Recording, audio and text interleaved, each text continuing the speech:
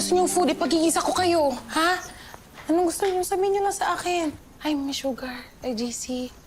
Parang may ibang maigigisa. Sensya na po, Excuse us po. Tara. Dali na, please. Mag-usap tayo, Megan. What again? Hindi dapat nawala si Jenny sa grupo. Wow. Hindi mo na nga ako binate for being Yumi's new leader. Tapos siyempre yung sabihin mo sa akin ngayon, tita. May favoritism yata. Huwag kang ang sarcastic.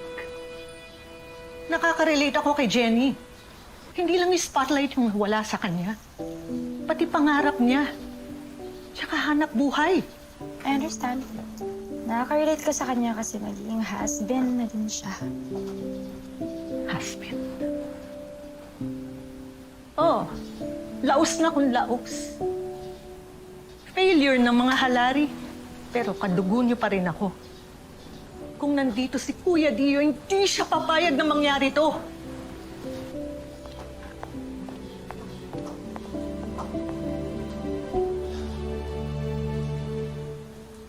I'm sorry, Megan, pero same kami ng concern ng tita mo.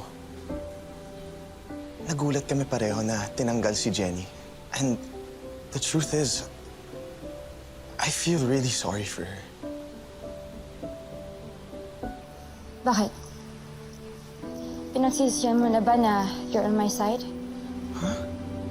Bias mo na ba sa Jenny ngayon? Megan, ano ba? Megan, walang ganun. Ikaw lang talaga. Ikaw ang bias ko, Megan. Please always remember that. Pero sana nga lang, matulungan kita sa ibang paraan. Na walang nasaktan. Si Jenny.